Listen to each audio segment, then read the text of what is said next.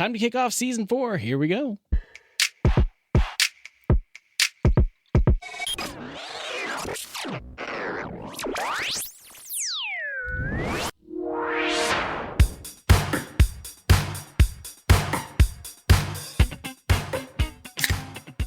And there's the opening crack. It's time for another episode of Bards and Barrels. It's a season 4 opening crack. It has been a while. And that was the perfect poll to start season 4. Nice and strong. Well done, Brett. And I was going to say, we know Phil didn't do it. So. Hey. I just didn't have the silver bullet to do it. That's all. That's fair. That's because you're drinking like fancy stuff out of a bottle. But I ran not out a of standard cans. beer bottle. Like this is like a wine bottle. Bottle age. Yeah. It's fine.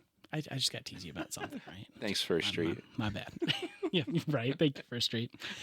So welcome to the kickoff for season 4. Can you guys even believe that we're 4 seasons in at this point? That's about 3 seasons longer than I thought we'd make it. Hey. No. Well, we made it like 65 episodes past where I thought we might quit. So we're doing pretty dang good. And we still have a full list to get through here. Whew, we have a lot to get through. And we're stuffing stuff into the season, looking into season 5, just pushing things down the road. We have stuffed stuff into. We have stuffed stuff into. That was really hard. There's to a lot say. of That's stuff. a lot of stuff. We have stuffed stuff into this season, and then have extra things that we're trying to figure out how to fit in, which is beyond me that we're to this point and we still have like almost a wait list of things to talk about. Overstuffed, if you will. Overstuffed. Thank you. Well, where were you at 2 minutes ago? I was waiting for you to finish your thought. Thanks. Appreciate that. Assume the strike. So anyway, we're going to talk about what's coming up for season 4, and then we're going to kind of mix in here a little bit. We're going to see how well these guys, as in Brett and Phil, because I am going to see the questions and I've done this quiz. But BuzzFeed did a if you can score at least a 6 on this D&D quiz, congrats, you know more than the average player. And we're going to find out if Brett and Phil, you guys do have to come to a consensus on your answer before I click it. Oh, I love teams. Oh, this is good. Okay. Pick Brett can C. bail me out. Pick C. So we're going to sprinkle that in while we talk about the season. And I think let's get started. Let's do a question right now, and then we'll jump into some of the things that we're going to be doing throughout this season. So first question, let's start with an easy one. When rolling for initiative for battle, which dice do you roll? A D20? Wait, I don't feel like I should give you the multiple I don't choice. think we need those. D100. No. Yeah, I'm not going to give you the multiple choice. So what is it? Well, assuming that we're playing Dungeons & Dragons 5th edition, it would be a D20. Ding, ding, ding. All right, let's click it, find out. Oh, you are correct. Oh, yes. geez. You said that like we were wrong. Hey, I'm just leaving the door open just in case. They even give you like this little description after you click it. It's like, players roll a d20 to determine initiative order and then add their dexterity or dex modifier. It's like, ooh. That's Okay. intense. Okay, let's talk a little bit about season 4. Let's kick off with the schedule because we're mixing the schedule up a little bit this year, Phil. What? You're calling on me? Would you rather I Busted. talk about it? Yeah. No, I got this. We are going to switch it up this year a little bit. So, man, you really set me up for failure here, Ross. No, I'm trying. No, nope, not failure. So we're going to alternate between kind of podcast weeks and YouTube video drop weeks, if I'm getting any of this correct. Ross is like chuckling at me because he Ross keeps us streams up all this organized. stuff, and we just kind of come in, go along for the This is ride. how I know if you've been listening to me for the last 6 months. Yes, roughly. Still release it. So this is the part I'm not sure about. Are we doing an every week release, but it's going to alternate between podcasts and Correct. YouTube? Yes. Okay, yes. that was the part I was unsure of. So season 3 was a little weird because Phil and I both had kids right at the beginning of the season. So we tried to record. Well, we did. Not tried. We did. it. We recorded everything ahead of time. So the stuff that you heard at the end of the season was literally recorded like 8 months previous to that. So if it felt a little dated at times, I'm sorry if we maybe mentioned something that dated the episode or something. No big deal. But we went to Like when they dropped a whole new edition. yeah, like right in the middle of it. Yeah, exactly. Then just like that. That's fine. because we had fewer episodes, we did an every other week drop through season 3. We're going to go back to doing weekly drops, but instead of dropping podcasts weekly, we're going to alternate YouTube videos with the podcast. The podcast is also going to alternate a little bit in that we're going to be doing our standard like D&D, talking about mechanics or various things with the opening crack. The opening crack being the beer review show that we do. We have enough fun doing it, and I think there is an audience out there for it that it stuck around. And what do you guys think? I think it makes sense that we keep doing it. I want to keep doing it. Yeah. We need more beers. We need to More beers. more fun ones. More beers. I think it's a fun little twist on talking about D&D, because I think we've worked it in unique ways. We finally got our yays and nays down to a, if this beer is put in front of you, will you have it again? Not just arbitrary, do you want this beer again? Yes or no kind of thing, which took us a long time to get out of that rut, but we finally got there eventually. I think Damon, my goodness, Damon. English is hard. I'm sorry, Damon. Damon coming on and joining the opening crack was big for us. I think it adds a little credibility, if you will, to the things we're talking about it when somebody actually knows beer. Right?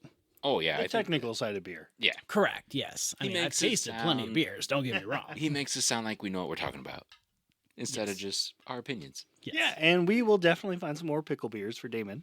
Oh, absolutely we will.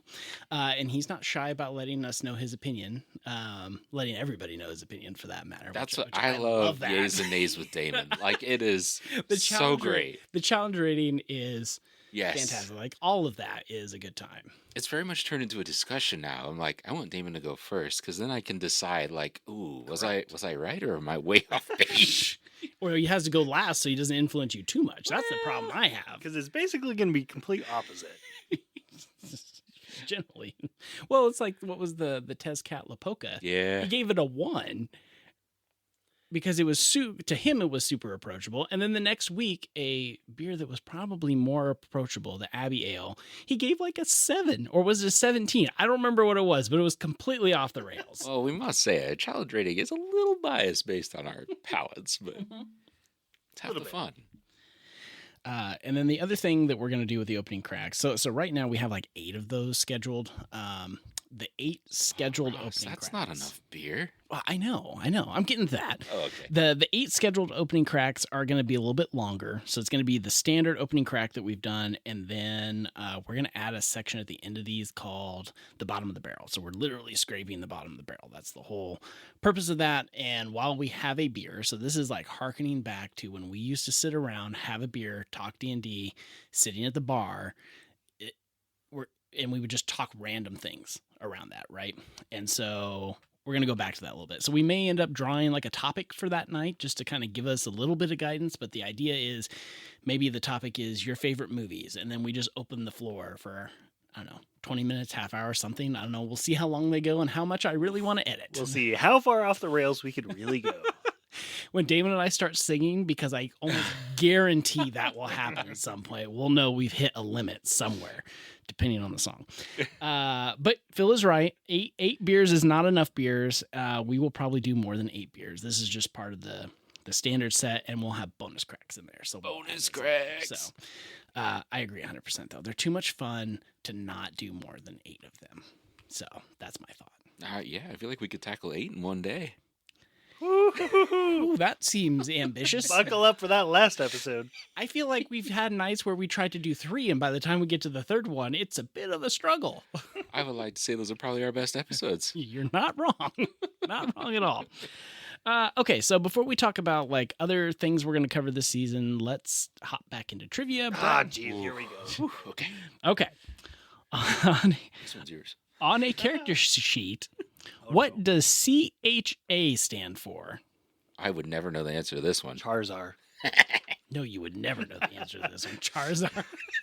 That would be I choose you. Charisma? Charisma. Yes, charisma. Yeah. Charisma.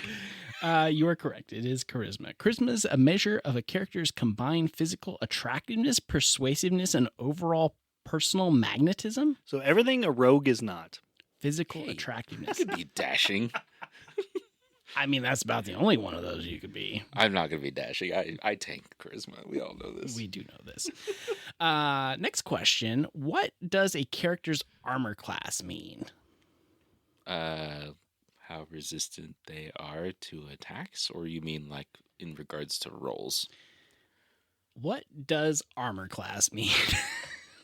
Like, what is This is not a well-worded question. No, like I would Well, like that's because to you- submit that's an because- objection. That's because I can't. You don't want the answers. If I gave you the answers, you'd be like, "Oh, it's that how one." much damage you can avoid, or how strong of a hit you can avoid or deflect. Armor class is a number made up in D&D that you have to roll to meet in order to be able to be hit. I think you've demonstrated that you know what it is. If the answer on here is going to be, it's how protected a character is against an attack. I feel like we kind of So hit that. you definitely Sure. hit that. Yeah. Yes. Armor class is a rating used to determine how difficult it is to damage a creature or character, a dexterity armor? ability.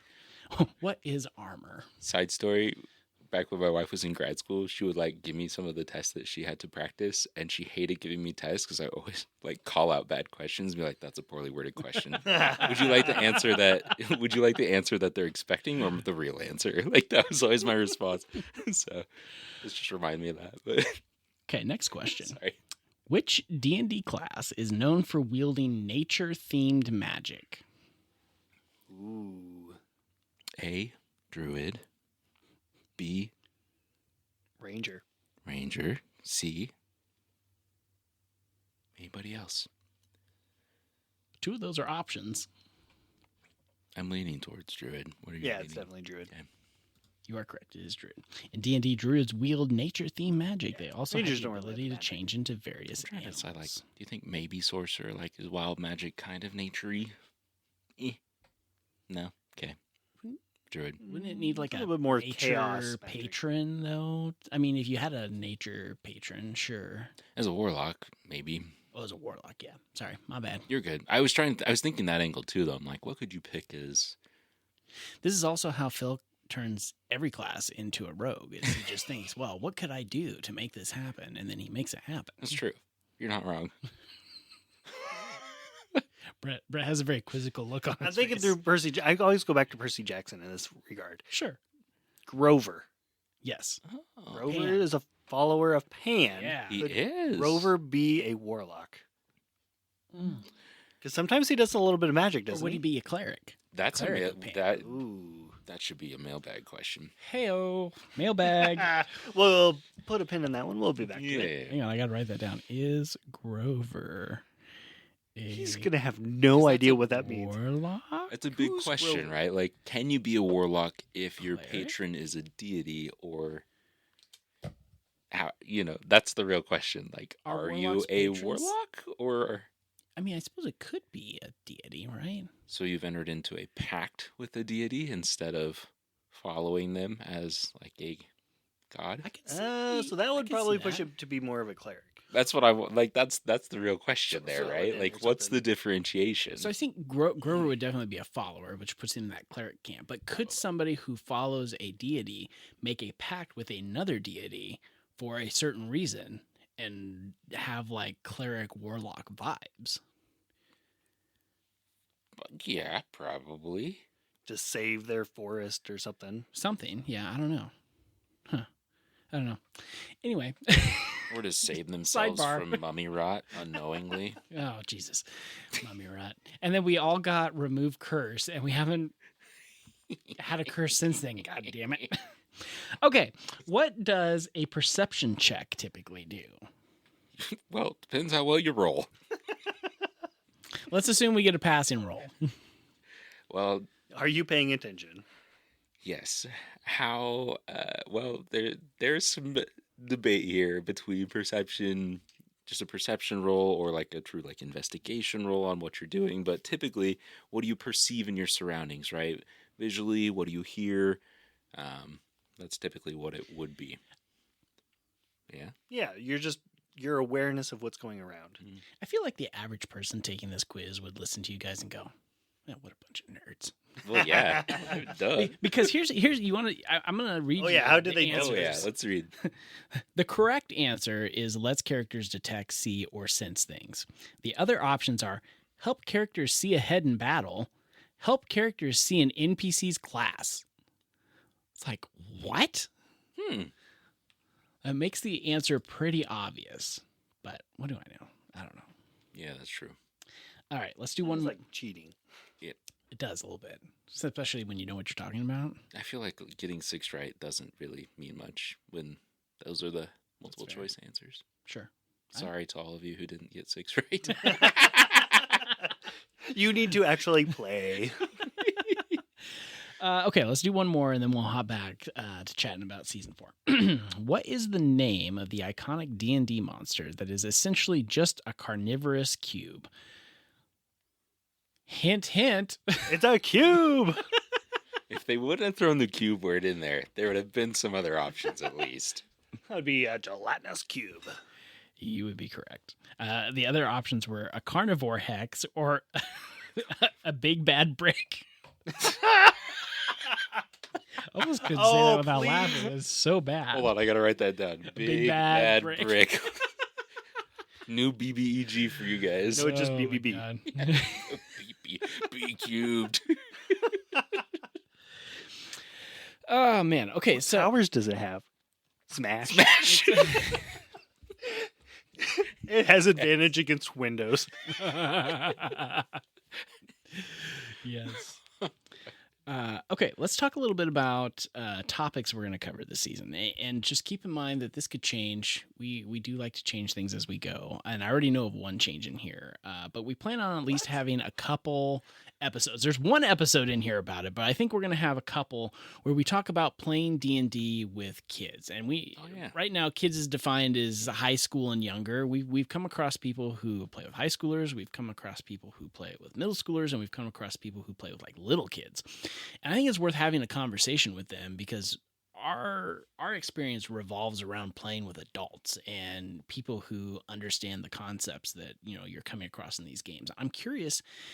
I really want to talk to these people and find out, like, how do you convey some of those things, and how do you get across things that are a little bit bigger than maybe what they can wrap their minds around right now. So yeah, I'm excited for that too, because that's in doing some of the social skills groups with like middle schoolish age kids. I'm always curious, how others gatekeep too, right? Like, how do you what's appropriate to include in games? What's beyond probably what should be included in those types of games? How do you keep kids right on task, like things like that just, I mean, sometimes we get bored in a 45-minute round of combat, right? Like, what do you do with kids? So Sure. I think those will be really interesting to hear. And the chaos that ensues with kids and their wild imaginations. Like, what happens when you throw a kid in jail or you kill their character?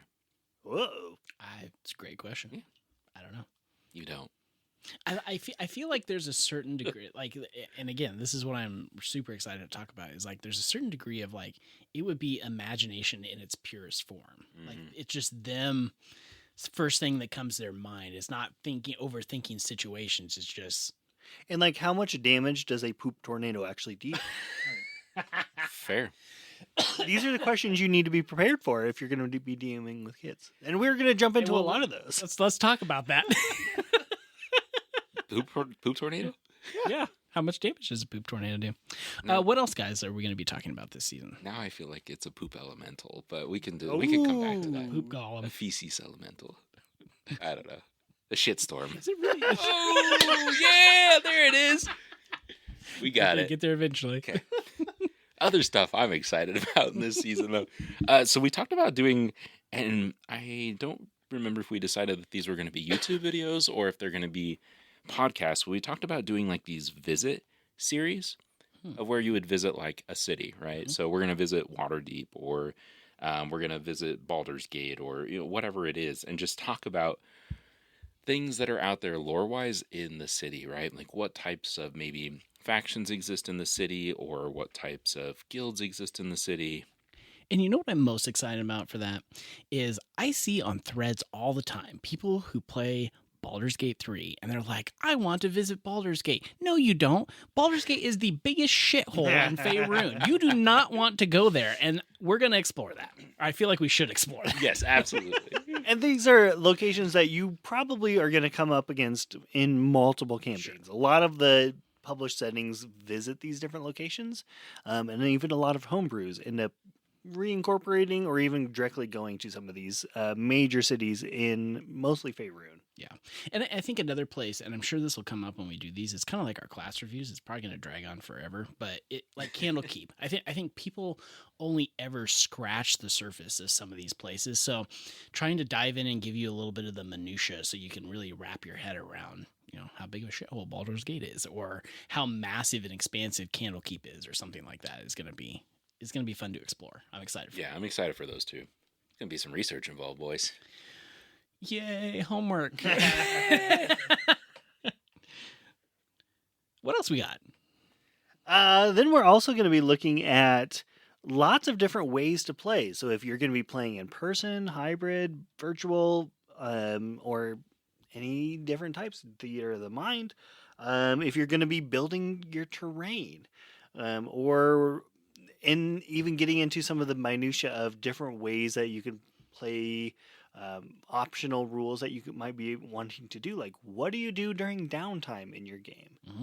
If you're traveling in a long travel adventure, what do you do in that period? Yeah, I think a lot of those topics kind of go back to our bread and butters, like trying to keep this game accessible to new players. Like we want to be that podcast where if you're a new or an old player, you can come to us to try to answer a question, basically. So it's like talk about if you're a first time DM and I really don't know what to do when we're on the road, technically for like 15 hours, how do you spend that time instead of just going, well, you're there. Yeah. Kind of talk through some of those things.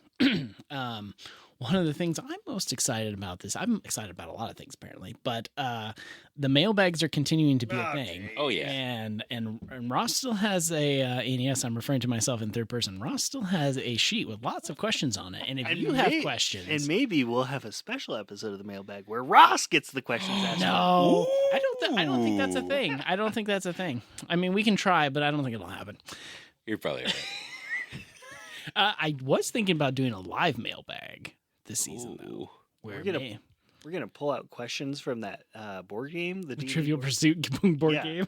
The ones that are ridiculously hard. Yes. Yeah. So here's the problem with that, and you know this, but we go to church with a guy who, Eric, if you're listening, for like 4 or 5 weeks straight would bring a card from the game and ask us questions while we're sitting around before church, and Brett and I would be like, we would maybe get 1 or 2 out of the whole 5. Like, whew. We would probably get like the green category okay, but the rest of them, I don't know. That's awesome. It's tough. I kind of want to buy that game though. Maybe that's something we should do too. That'd be fun. That would be. All right. Anything else that we want to touch on that we're going to be jumping into this year? I think that we're going to hit on some things that I feel like they're important to know as players, but like when you first get into things, they're just things that are kind of outside that scope initially of I just need to get my character built and start playing, right? So things about, what are the planes of existence that are actually in the world, some of the alternate settings like Eberron or Greyhawk, right? What else is out there besides Faerun? And then we kind of briefly touched on like, hey, like what would it be like if you were following a deity, but then you made a pact with another one?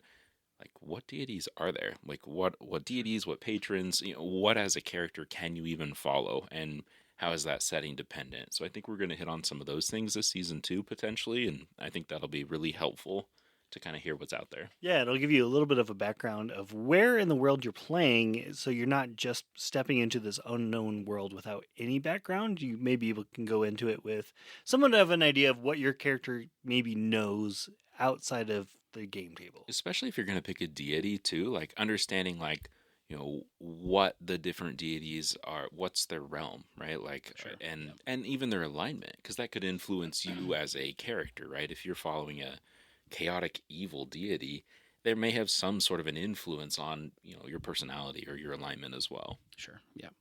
A couple things that aren't on the list, but I would guess this fall if we get all of these, if we get all of our standard lists recorded, that we may jump into. I would almost bet we will do an episode on Candela Obscura because we have We have Yes, dabbled in please. that. You guys have dabbled in that. I've read most of the book, but I haven't played yet. You've because- missed But out. we play when Russ is you gone. play when I I'm feel gone. so bad.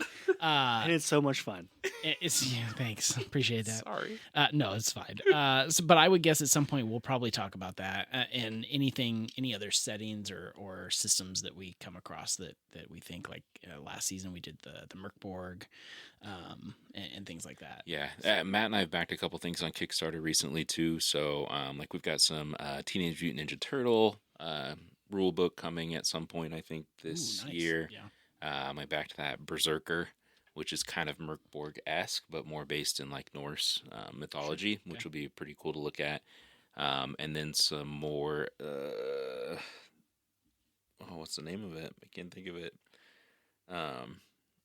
It's like Scandinavian Vesen as well, and tacked on some of the Foundry modules for that too. So we can do a little exploration into Foundry for that too. Cool. As time permits. Waiting in the wings, I have a couple. I think it's Twilight 2000. Looking over at my shelf, and then Tales from the Loop. The things that I have that I've kind of gone through, but I haven't really played yet. That I think would be fun to do. The other thing that I think would be fun to do as well, since we're brainstorming here, would be if we talked about some of the VTTs. And like Foundry, Roll20. Slowly D&D Beyond seems to be getting maps to the point where they've called it their official VTT, even though Project Sigil is a VTT that also belongs to D&D Beyond. It's a really weird deal, especially since they fired a bunch of people. Competing developer teams, most likely. Yeah, I don't understand it, but I would guess we'll probably dabble in those a little bit, just enough to at least talk about them. So we're going to talk about cool stuff too. So like, I think we had an episode where we might just talk about dragons, right? Like what's some dragon lore? What are dragons like in Faerun? Giants? What's the ordning? Like those types of things too that are helpful to know going into a campaign where maybe those monsters exist. Sure. The funny thing is when we first started this and we came up with that, if you go back and look at season one is a pretty straightforward list of episodes in terms of what we were talking about. It's classes and it's very basic mechanics kind of thing. And I swear to God, I remember the three of us having a conversation of, hey, we should talk about lore. And we're like, we don't know enough about lore. And now we're like, we need to talk about lore. So, we've come full circle. So it's all good. Okay, let's finish this BuzzFeed quiz with the next question here. Which class is known to be... Rogue. C is not an option. Oh. No. Which class is known for being able to deliver healing word? Definitely not a rogue. Well, probably not a rogue. Barbarians. I suppose. Probably a cleric. That'll do. Yes, it is indeed a cleric. It was fighter, wizard, or cleric. You could narrow Oh that my one gosh, down they didn't even pretty make it good. challenging. You could have at least said paladin in there as a choice. Yeah, that would have been at least adding a small level of Oh, difficulty. yeah. When a barbarian rages during a fight, what does that mean? They get swole. This is yes. Interestingly, the answers on this one are actually more like actual mechanic. You might have to give us the answers or the choices this time. They then. go Popeye. Can we phone a friend? I need to call Sean. He is the expert on those. That's He very is. true. No, I don't want to give you the answers because the two other answers, other than the one that is like blatantly obvious, are dumb. They go into a mindless rage and have an extra D6 damage. Is that what it is? I think they get advantage on their attacks, but oh no, that's reckless. When they attack recklessly, they get advantage, but they get advantage against them. Advantage on strength checks. Yeah, that's part of it. Advantage or saving? Or is it saving throws? Yes. Okay. So you covered enough to answer the question. So It's all those things. Never played a barbarian. the correct answer on this list is they have advantage on strength checks and strength saving throws. Sure. Yes, that's Okay. that's Yeah, part we of were it. getting That is a very simplified version of that. But the other two, this is why I couldn't give you these. They can jump and stomp really hard. It stops them from falling unconscious. No. Okay. That would have been way too easy. You got it anyway, so it doesn't matter. If a character is at 0 HP, what does that mean? They're unconscious. They're down. Uh, They're still alive, but you're they're alive. just they're on the ground, they're prone, they're immovable, or they're like they can't move. Can't take any actions other than making a death save. They could be healed back to life. They're not officially dead yet. But they're on the path. Yeah, pretty much. Correct. I don't know if there's anything else they wanted, but No, it's fine. The other options where you can't roll a high performance check. Yeah, You know, I feel like I have that problem anyway. Or you've lost the ability to teleport. Yep, it's exactly what it means. technically those things are true. Yes, but So that's a poorly once Once again poorly worded BuzzFeed question. poorly worded. Bad choices. While rolling a death saving throw, what happens if you roll a 1? You fail twice. Dun, dun, dun. Yes. One of the options is you get an extra death saving throw. Boy, that would be nice. You get an early roll on your cheated next death. character. Okay, this one's going to be probably the hardest one. Oh, no. Ooh, jeez. Barb was hard. Because I don't know if this might have been the one I missed. Okay. Because I don't know if I know this off the top of my Buckle head. up, Buttercup. When a wizard casts animate object, how long does the spell last? Oh, jeez. Which compared to the other, I just want to say, so compared to hard. the other questions, why the F is this in this That's list? So specific. And I don't know if How long Can we does get the it options? last? Yeah. yeah, 2 minutes, 1 minute, or 30 seconds, which I think all of those are viable options. I don't know if I've seen 1 too many minute. 2 minutes, but It's 1 minute. Things are like 1 minute it's or gotta be 10 more. minutes 10 or minutes, 1 yeah. hour. So it's You're 1 right. minute. it's 1 minute. Yeah. You're right. Like those are the only options, really. It's a 5th level spell, takes an action to cast, lasts 1 minute, and has a range of 120 feet. I could see it being an hour. I like if an hour was out there, that would have been a lot. Because if harder you're to doing pick. it not in combat, an hour fits. that makes sense. Yeah. Okay, I lied. This next question is the one I missed Oh, God because damn it. I was taking it. mostly because I do not know enough about magic items, or Oh, I don't know the no. names of magic items well enough to know which of these was BS. Which of these magic items requires attunement? They could all actually Oh, be yikes. magic items. Armor of Gleaming, Staff of Flowers, or Ring of Evasion. Which one needs attunement? Which one requires attunement? The Ring of This Evasion. is definitely the one I missed. I'm pretty sure. I was thinking the ring. I would think the You ring had to put it too. on. Keep it 'Cause on. most of the time, rings require attunement. That's just an assumption. Is that it? Are you going with ring? Yep. Yeah. Let's find We out. were unanimous in that. You're right. Ring Oh, of okay. Evasion. Yes. It's a rare magic item. When you fail a dex saving throw while wearing it, you can take a reaction to expend a charge to succeed on that instead. How Wow, can that's pretty how can Supernova Sticky Fingers get one of these in the Strahd campaign, Ross? Yeah, you won't be getting one. No. And finally, which gargantuan monster typically has Ice Walk, 3 legendary resistances per day, Cold Breath, and 333 HP? And you do not get the answers on this one. Cold Breath. It's got to be some form of a dragon, right? Is it an ice dragon? Is that what they're called? Probably just a white. Or yeah, white dragon. That would do cold, right? It's not some like frost giant or That's something. what I'm like that. wondering too. I'm like, what else would have a cold breath? Can you read through it again? Which gargantuan monster typically has Ice Walk, 3 legendary resistances per day, Cold Breath, and 333 HP? Ice walk. So it's I'm half thinking evil. frost giant. Cold breath. The breath is throwing me. I know.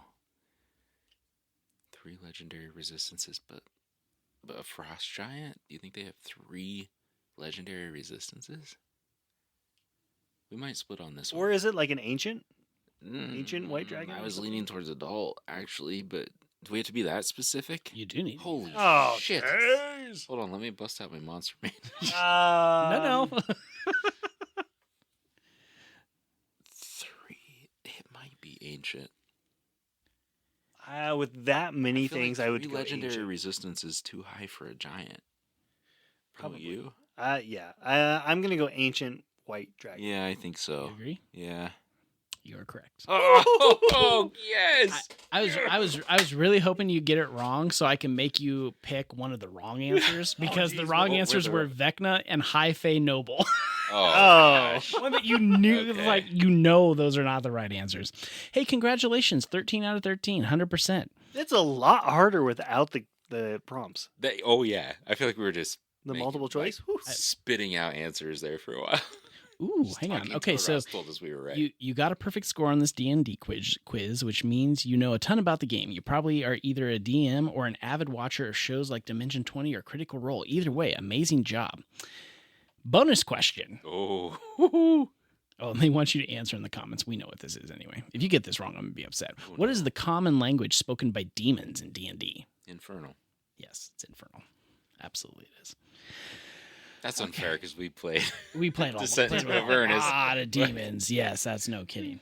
Okay, any other thoughts about season 4 before we get this kicked off proper here in a couple weeks?